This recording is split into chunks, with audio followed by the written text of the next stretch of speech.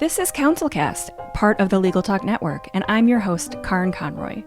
When you face a complex case outside your expertise, you bring in a co-counsel for next-level results. When you want to engage, expand, and elevate your firm, you bring in a marketing co-counsel.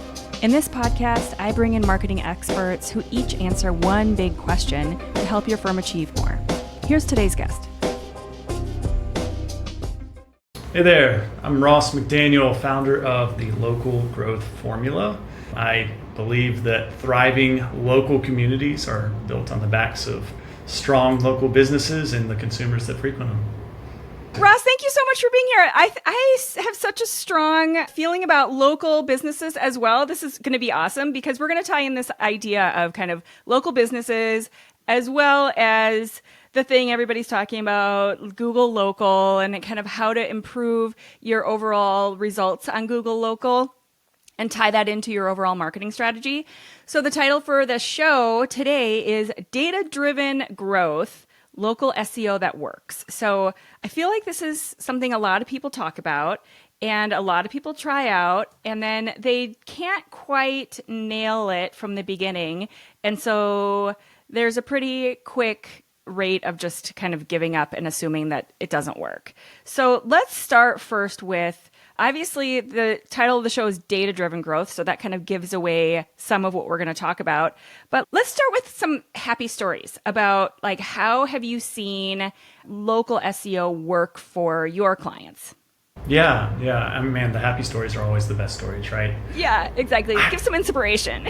Yeah. Well, okay, so I don't think we can have happy stories without outlining the problem first, right? Yes. And okay. how did somebody achieve that, right? And so my happiest stories come from clients who, to be honest, who pick up the phone. I think that's actually the number one killer of local businesses who go after local SEO or local ads and try to do this local search thing. They end up getting a bunch of leads, quality or not. Doesn't really matter because they're not picking up the phone. And so, a number of attorneys that I've worked with or other home service providers, the ones that are crushing it are ones that have a dedicated person on the other end of the phone, ready and not even just ready, but eager and happy to pick up a new leads phone call. This sounds like such a ridiculous marketing tip and trick, but I will say I have seen so many surveys. I know Clio has one. I know a handful of different ones that talk about how many firms don't answer their phone or they answer it and it's like a voicemail or, God forbid, like an answering machine from like 1982. Yeah, right. Absolutely. So let's just start with the fact that you have a business and you have to have someone answering the phone. So I use an answering service and it is very cheap in comparison to hiring an actual live human being to be sitting there waiting for the phone to ring all day, every day. So, it's a few $100 a month and they literally are staffing my phones all the time and they are so happy. And I'll just say I use Ruby Receptionist. They are not sponsoring this podcast, okay. But they work with a lot of law firms. That's kind of their main bread and butter, and that's where they started. So that's why I'm mentioning it, because I highly recommend it if someone's looking for this. It is such a low cost way to solve a massive problem. They are way happier to answer the phone than I ever am. Like I just, Exactly. like for a long time, just would be so irritated. I'd be in the middle of a project, doing all the work for my current clients, and then the phone rings out of the blue and I have to stop everything. And so that's not really a great way to run your business. So I won't belabor this too much longer, except to say that you will be doing a better job than a lot of your competitors. Like this is such a low barrier to entry, right? Yeah. We don't have to reach very high to get immediate returns. Yeah. Right. And so before all the tactics absolutely. Exactly. And Ruby will connect with my Calendly. So they will schedule kind of appointments with me and do all these great little things where the person on the line feels like they were handled. They didn't just get pushed off to somebody else. Their question and need was addressed and in a super friendly, nice, pleasant way. And then I get an email. It's such a great system. So highly recommend. This doesn't even feel like marketing, but it apparently needs to be said. Yeah, I would agree. I would agree. Okay, so number one, answer your phone or have your phone answered. Number one is answer your phone or have your phone answered for sure. And I think they're like building on that. Yes, it's not a marketing tactic, right? But it is a fulfillment tactic. And I saw one of your other guests recently on the podcast talks all about, driving leads to actually closed cases. And I think this is one of the big things, because anything you do on the front end, whether it's local SEO, optimizing your Google business profile, or whatever else, I mean, you're not gonna grow your business if you don't actually close it. Yes. And I think the person that you're talking about, they were talking about, listen, if the average firm is getting about a 2% conversion rate. And so rather than, so if you assume there's 100 people coming to your website and you're only getting 2 of them, and rather than trying to go get a second 100, maybe you just do a better job with those 98 that aren't converting. And now all of a sudden you've doubled your conversion rate without having to go get more traffic. Does Ruby allow you to actually go in and do scripts for the people answering the phone and actually send them down specific pathways too? Yes, absolutely. And then I can have them schedule. I can have them sent to certain links. So yeah, there's a lot of options there. And I know that my needs are pretty basic. I don't actually get a lot of phone calls. I get mostly emails, but I need to have the phones covered. So I don't use all of the features that they have. Even I know there's a lot of things that they can do that I'm not even using because I don't necessarily need it. But yeah, there's so many different things that you can have them do. They'll basically walk through an intake questionnaire, basic, like name, email address, phone number, that kind of stuff. So you can get them to really capture and feel like they're a part of your team. For sure. Man, this is turning into the Yellow Pages Round 2 podcast, isn't it? Right, exactly. Okay, so coming back to the next step, let's assume that you've got somebody answering your phone. You figured that piece out. You are doing better than average with that. And you're now trying to figure out this whole local SEO thing. So what's your recommendation for the first step that a law firm should take when they're first kind of dipping their toe into the local SEO water? Yeah, well, we got to look at the things that Google looks at the most and favors the most, right? I mean, one, they love a well put together and well populated Google business profile. We just need that to be done. It's free. You just go out and claim it. You know all the information there better than anybody else. Claim that thing, make it active, put stuff up there. I think the next thing after that, go back through your book of business, go back through all the cases you've done, and send a quick email to every single person that's ever engaged with you that had a positive outcome, or even not a positive outcome, but you had a great relationship with, and ask them for a 5-star review. I think those two things are the two single most impactful and free things that you can do to make immediate impact. Yes. Okay, so talk a little bit about how you've seen that work, because I think people hear you say that and they're like, what do you mean immediate impact? Like what does that really mean? Okay, so I always hedge my bets, right? With local SEO specifically, I'm always saying, hey, 3 to 6 months, we'll get you up there, so on and so forth. But when you start to break things down, there's really 2 areas that you want to be. One is the Google Map Pack. There's 3 listings within Google Maps that show up at the top of search results. You want to be there. And then there's the organic search rankings themselves. And there's typically only 3 on the no scroll of the first page. But the biggest impact there's going to be in the Map Pack, especially for a local service business. I work with a lot of different home services. Attorneys would fall in that category. And so being right there in the Map Pack is valuable. Just a quick anecdote. My wife let me go to Europe for 10 days. Oh, awesome. Crazy story, side tangent, side quest there. But right before that, my team had just onboarded a local chiropractor. He'd been around for a couple years, doing his thing, but never focused anything on SEO. And this is the exception. This is the fastest I've ever seen it. I came back, and this man was number 1 in Augusta, Georgia, town of 250,000 people, in the Google Map Pack. In 10 days. In 10 days. Oh my gosh. Let's hedge it there. That is uncommon, but it is like, okay, so there's now what's possible. It can be done. Yeah. And the 2 things he did was claim the Google business listing, add some photos up there, and then we got like 50 reviews from past clients. That makes a huge difference. Yeah. Let's talk about the reviews just to kind of underscore that a little bit, because it sounds like he went from 0 to 50, right? Like within those 10 days. Okay. And because we're, talking about sort of apples to oranges, it's a chiropractor, obviously. Sure. How competitive is that market?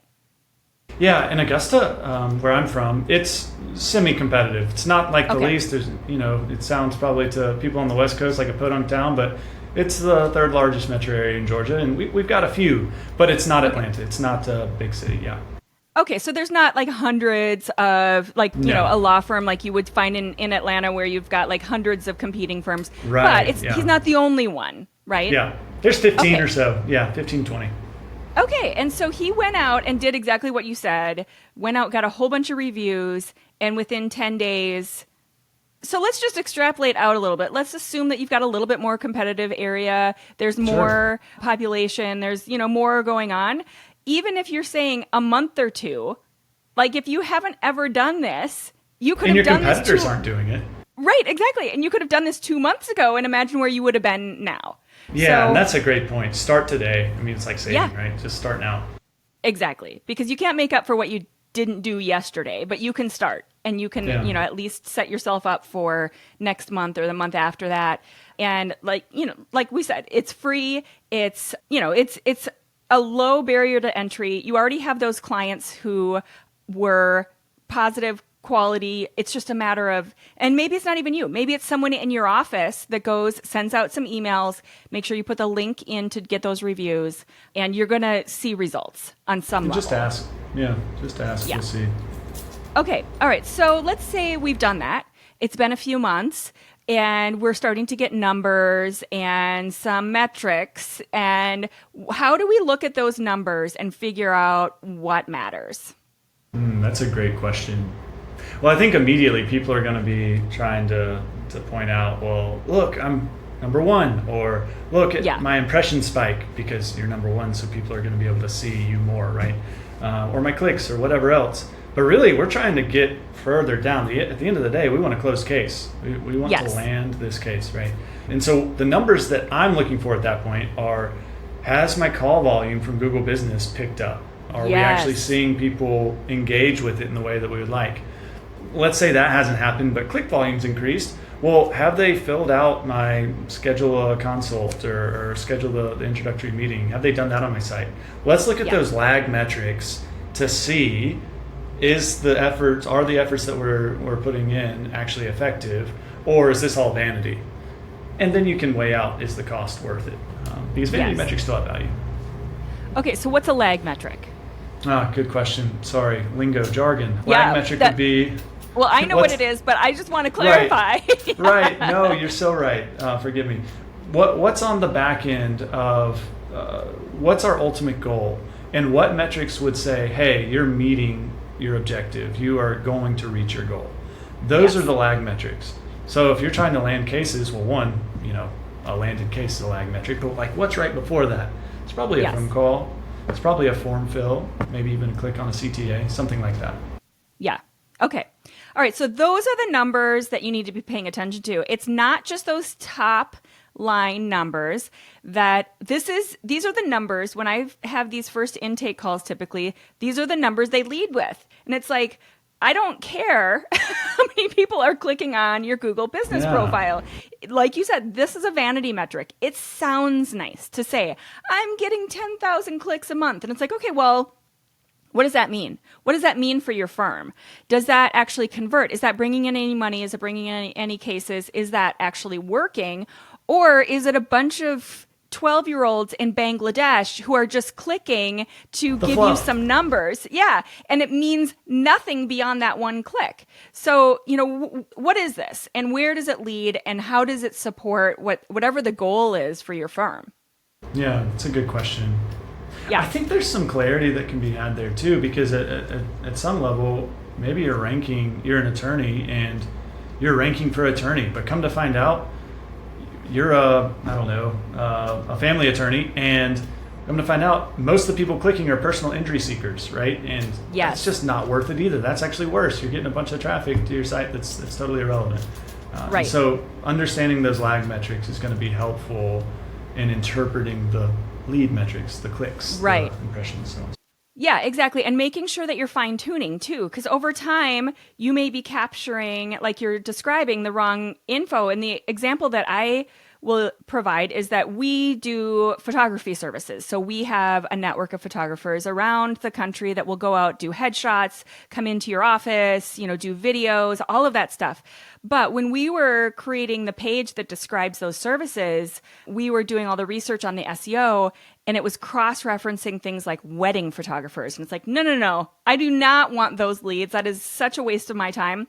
Yeah. It doesn't even sort of have a parallel. Like those clients are not even sort of parallel, or like even if you're getting personal injury leads, maybe there's a referral there. Like there's something you could maybe work out of that. But for me to get like a wedding photographer lead, no, I don't want that. So you also have to take a look at your content to make sure that you are excluding the stuff that does not align, and making sure that if you are ranking for certain things, so looking at all your data, making sure that when you look at what's happening and what people are searching for, if I were to be getting wedding photographer searches, I want to make sure to go in and strengthen the exclusion against that kind of traffic.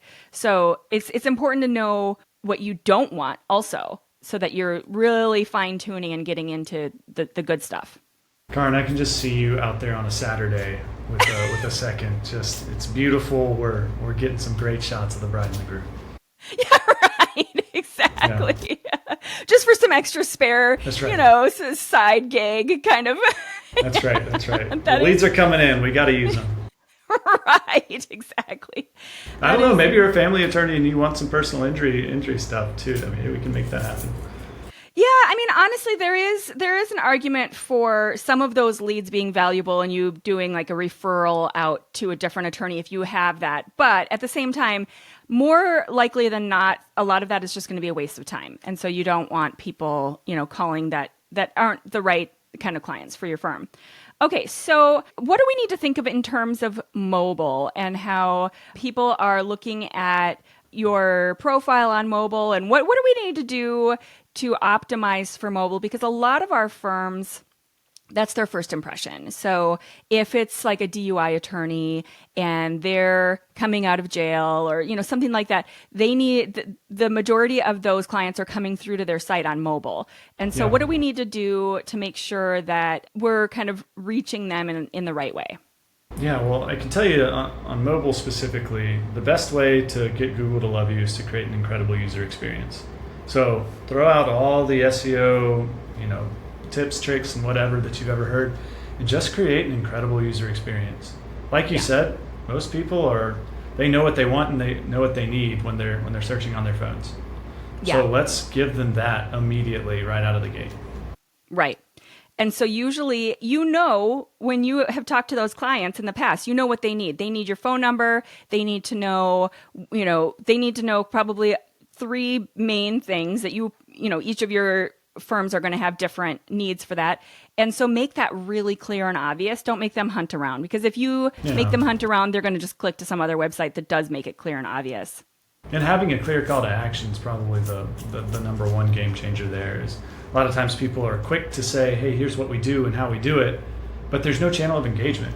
And so especially on mobile, how can we call? Yeah. Okay, and so then the flip side is, how can we integrate local SEO with kind of offline marketing? So any sort of events, speaking opportunities, whatever other kinds of traditional marketing a firm might be doing, how can we integrate the kind of local, how can we get people that we meet at those kinds of things to either pay attention to or kind of integrate both of these together? Is there a way to do that, or is it 2 just different balls of wax? No, I mean, I think everything we do when we're talking about 4 key ingredients of growth, right? Of local growth: visibility, competency, social proof, and referral. I mean, they're all connected and they're medium agnostic. So if we're at an event or we see a billboard outside, well, we want to make sure that we don't ignore brand. I think that's a hesitation a lot of times. People don't want to spend the time on investing in their own brand, but you'd be surprised, especially in the attorney space, how many people are ranking for other people's brand terms. So we should protect our own, right? Like, we need to make sure that ABC Attorneys at Law needs to come up when people search for ABC Attorneys at Law. Yeah. Okay, let's go back because you really quickly mentioned the 4 key components of growth there. I want to kind of underline and spend an extra minute on those. So let's go back. What are those? Let's repeat that. Number 1, visibility. Like how visible are you to your community, right? To the people that you serve. Number 2, competency. How good are you at what you do? You got to be at least as good as the competition, preferably better. This goes back into the phone call conversation we had. Yes. 3, social proof. Are people talking about your business in a way that's highly publicly visible and favorably? And then last is referral. And this ties into social proof, but are people actually out there selling for you? The number 1 converting tool that we have as business owners across the board is people selling for us and vouching for our business.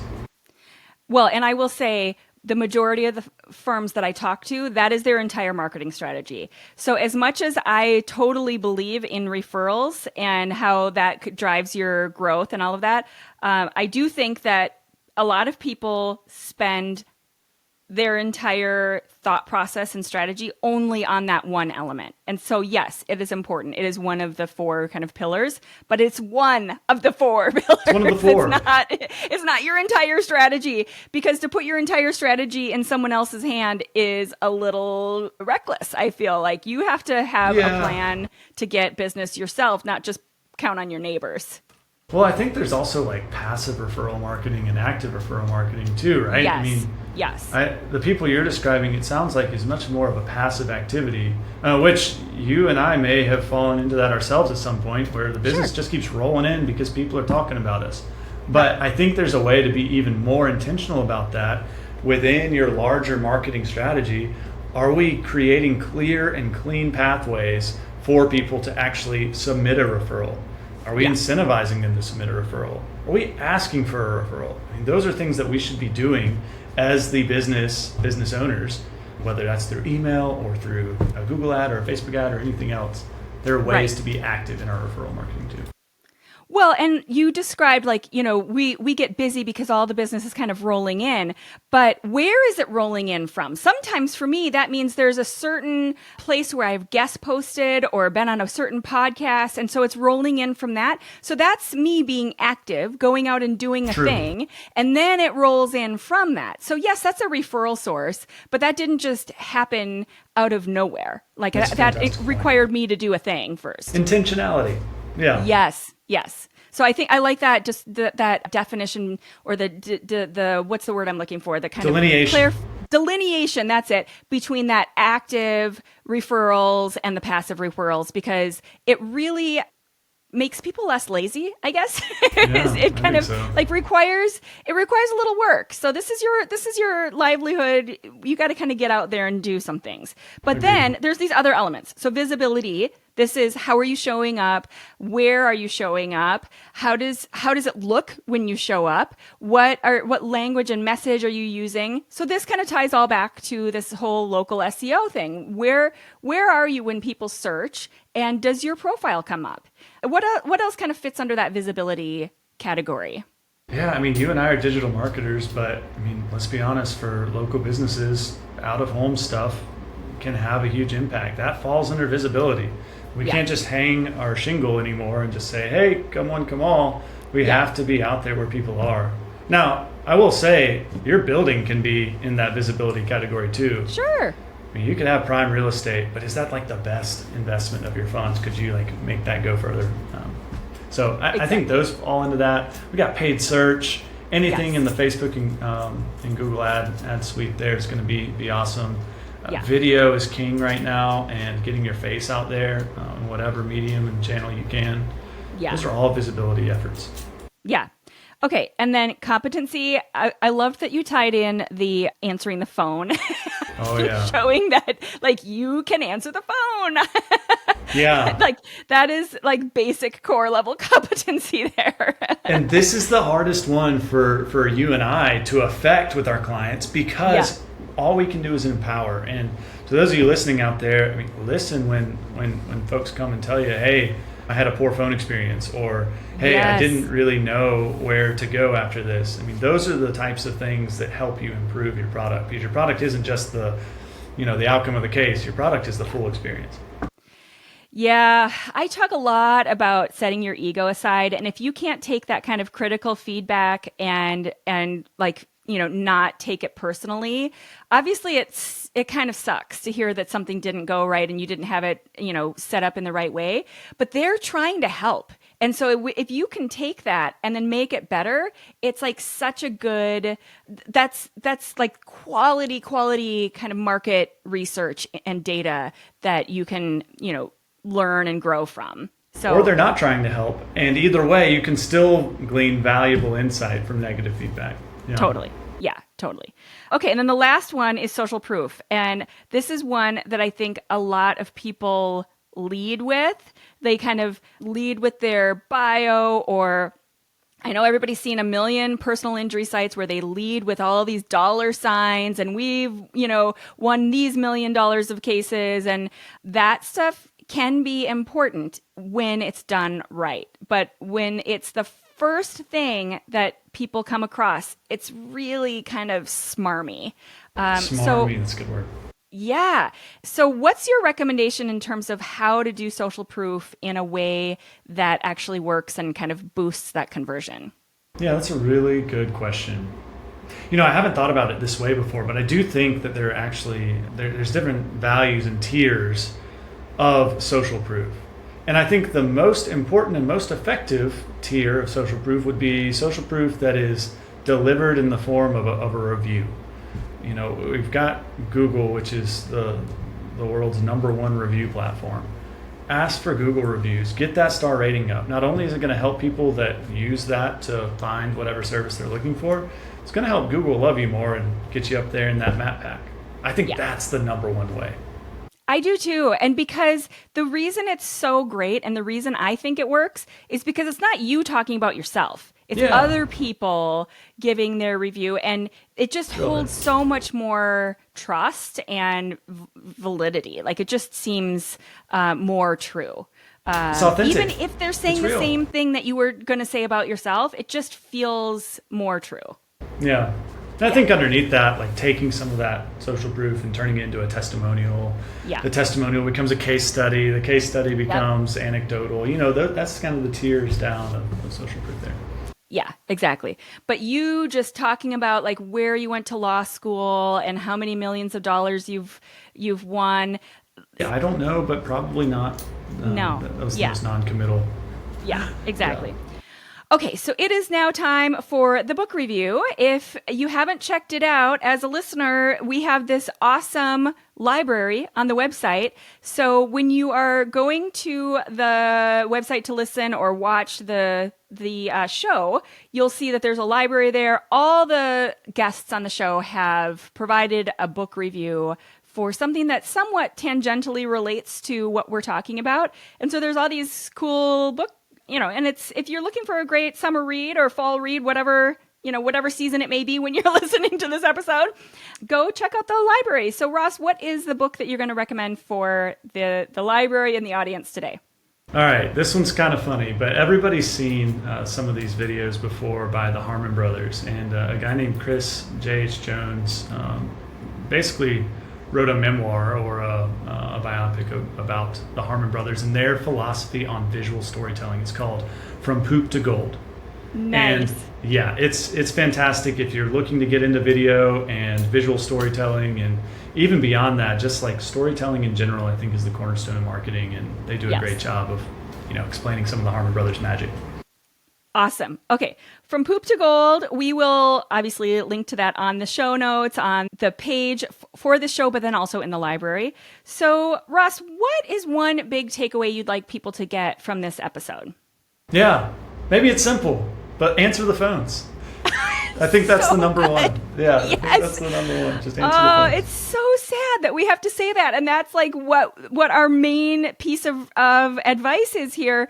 But honestly, it's so true. You are missing out on a lot by thinking that you don't need to do that, or that people will get in touch with you a different way. Like, cover that base. Like, let's talk about the basic pieces of your business. Like, let's get that done for sure. Back to the basics. Simple is clear, clear is simple. Yep. Exactly. Awesome. Ross McDaniel is a growth strategist and the founder of the Local Growth Formula. Thank you for being here. This was a great conversation. Thanks so much, Karen. This is awesome. Thank you for listening to this episode of the CouncilCast podcast. Be sure to visit our website at council-cast.com for the resources mentioned on the episode and to give us your feedback. If you enjoyed this episode, I would appreciate if you could rate and review the podcast on Apple and subscribe to your favorite podcast platform. See you on the next one.